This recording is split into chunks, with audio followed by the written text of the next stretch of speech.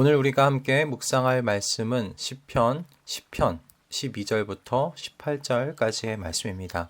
시편 12절부터 18절의 말씀을 함께 읽고 하나님께서 오늘 우리에게 주신 말씀의 은혜를 함께 나누도록 하겠습니다. 주님, 일어나십시오. 하나님, 손을 들어 악인을 벌하여 주십시오. 고난받는 사람을 잊지 말아 주십시오. 어찌하여 악인이 하나님을 경멸하고 마음속으로 하나님은 벌을 주지 않는다 하고 말하게 내버려 두십니까? 주님께서는 학대하는 자의 포악함과 학대받는 자의 억울함을 살피시고 손수 갚아주려 하시니 가련한 사람이 주님께 의지합니다. 주님께서는 일찍부터 고아를 도우시는 분이셨습니다. 악하고 못된 자의 팔을 꺾어 주십시오. 그 악함을 샅샅이 살펴 벌하여 주십시오. 주님은 영원 무궁토록 왕이십니다. 이방 나라들은 주님의 땅에서 사라질 것입니다. 주님께서는 불쌍한 사람의 소원을 들어주십니다. 그들의 마음을 굳게 하여 주시고 그들의 부르짖음에 귀 기울여 주십니다. 고아와 억눌린 사람을 변호하여 주시고 다시는 이 땅에 억압하는 자가 없게 하십니다. 아멘.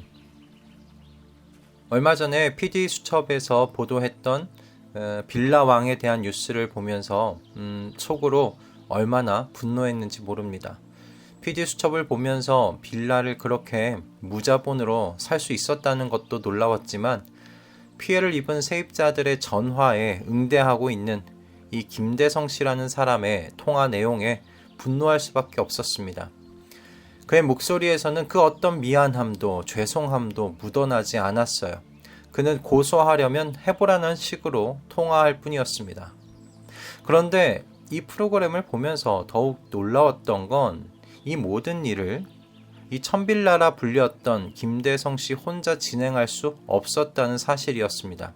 매매가와 전세가가 같은 물건을 중간에서 연결해주는 이 중개사들이 리베이트를 받고 이 일을 진행해주는 그런 사람들이 있었다는 것이죠.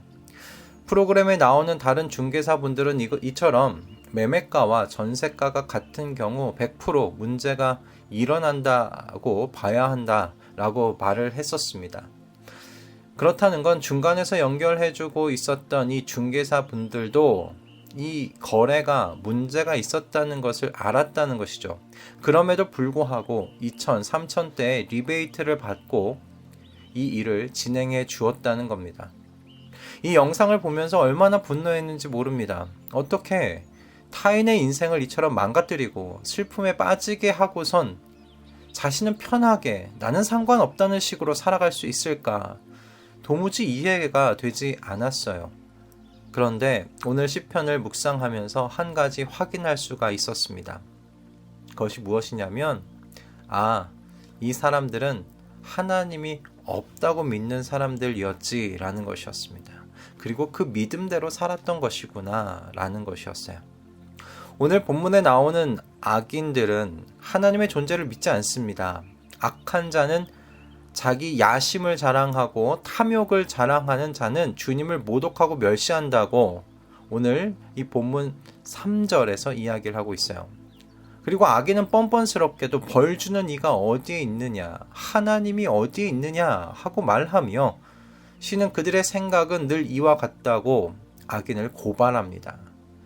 여러분, 시인의 이 고발이 얼마 전에 본 영상 속 그들과 어찌나 똑같았는지요. 여러분 8절을 한번 보십시오.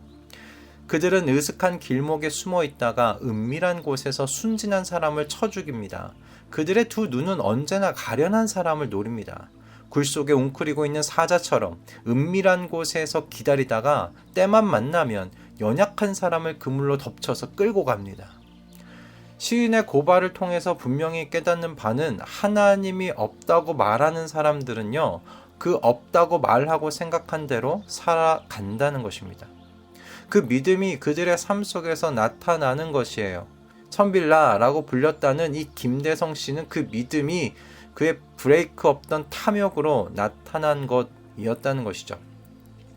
그렇다면 하나님께서 계시며 하나님께서 영원 무궁토록 왕이시라고 믿는 사람은, 불쌍한 사람의 소원을 들어주시는 분이라고 믿는 사람은 그럼 어떻게 해야 할까요? 우리는 악인이 심판을 받지 않고 떵떵거리면서 사는 모습을 보면서 정말 하나님께서 계시는지에 대한 의문을 품을 때가 있습니다. 아니, 하나님의 존재에 대해서 의심은 하지 않더라도 그 하나님께서 과연 우리 인생에 관심을 가지고 계신 분이신가? 라는 그런 마음을 가지게 될 때가 있다는 것이죠. 그런데 오늘 시인의 모습을 보세요. 이 시인은 성도의 하나님을 믿는 믿음이 어떻게 증명되어야 하는지를 묵상하게 합니다. 시인의 기도 속에서 우린 두 가지 모습을 보게 되는데, 첫째는요, 악인의 삶이 아무리 풍요롭다 하더라도 나는 그와 다른 길을 걷겠다는 그 의지를 보여줍니다. 시인의 악인에 대한 고발을 다시 한번 여러분 보십시오. 이렇게 고발한다는 건 자신은 그들과 다른 길을 걷겠다는 그의 신념을 드러내고 있는 거예요. 그리고 그 신념의 뿌리는 무엇입니까? 이 세상을 영원 무궁히 다스리시는 분이 하나님이시라는, 그분이 유일한 재판관이시라는 그 믿음이죠. 두 번째는 그는 하나님께서 재판관이시며 통치자라는 그 믿음, 하나님께서는 공의와 공정으로 다스리시는 하나님이시라는 그 믿음을 하나님을 향한 부르짖음으로 지금 나타내고 있다는 겁니다. 오늘 시인의 기도를 여러분 보시면 그 기도가 매우 거칠게 느껴지기까지 합니다. 그의 기도를 한번 읽어드릴게요. 주님, 어찌하여 주님께서는 그리도 멀리 계십니까? 어찌하여 우리가 고난을 받을 때 숨어 계십니까? 주님, 일어나십시오. 하나님, 손을 들어 악인을 벌하여 주십시오. 고난받는 사람을 잊지 말아 주십시오. 어찌하여 악인이 하나님을 경멸하고 마음속으로 하나님은 벌을 주지 않는다 하고 말하게 내버려 두십니까? 이 시인의 기도를 읽어보면 현실에 대한 그의 답답함이 하나님을 향한 부르짖음으로 나타나고 있는 걸 보게 됩니다. 그런데 바로 이 모습이 하나님을 믿는 시인의 믿음이 증명되고 있는 순간이라는 거예요.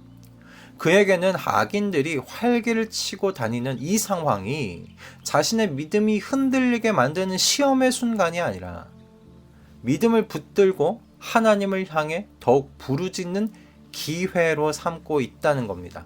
악인들이 활개를 치는 그 상황이 하나님의 부재를 증거하는 것이 될 수 없다는 말씀입니다. 하나님께서 우리에게 관심이 없으시다는 그 이신론적 신앙의 증거가 될 수 없다는 말씀이에요. 무한하신 하나님을 우리의 이 찰나의 순간과 같은 이 인생으로 증명하려는 것이 오히려 오만한 일이 아니겠습니까? 그래서 오히려 믿음은 증명합니다. 삶으로 증명해내는 것이에요. 그리스도인은 악인들의 풍요를 보며 하나님을 의심하는 것이 아니라 시인과 같이 하나님께서는 언제나 영원토록 정의와 공정으로 재판하시는 유일한 재판관이시고 통치자이심을, 그 믿음을 기도로 승화시켜서 보여줘야 되는 줄로 믿습니다. 그 삶으로 보여주어야 하는 줄로 믿습니다.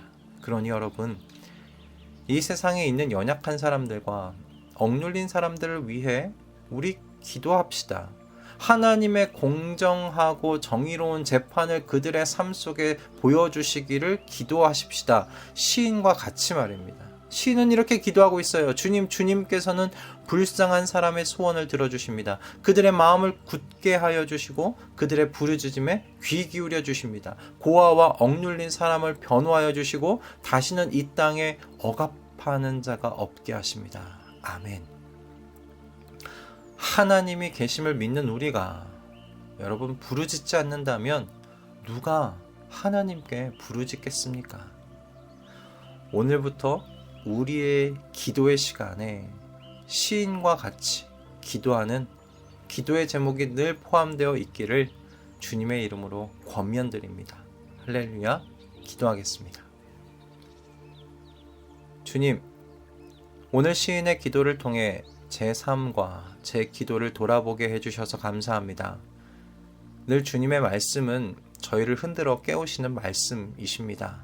주님, 온 세상의 통치자이시여 유일한 재판장이신 하나님을 믿는 그리스도인들이 아니면 누가 불쌍한 자를 위해, 고아와 억눌린 사람들을 위해 기도할 수 있겠습니까?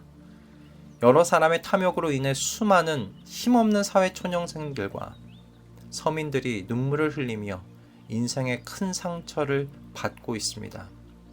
아마도 더 많은 사람들이 이 사회의 그늘 아래에서 눈물을 흘리고 있을 것입니다. 주님 그들의 마음을 굳게 지켜주시고 그들의 부르짖음에 주님 귀 기울여 주십시오. 그리고 이 땅에 자신의 권세와 탐욕으로 연약한 자들을 억압하는 사람들이 없게 하여 주시옵소서. 속히 주님의 나라가 임하게 하여 주시옵소서. 예수 그리스도의 이름으로 기도드립니다. 아멘.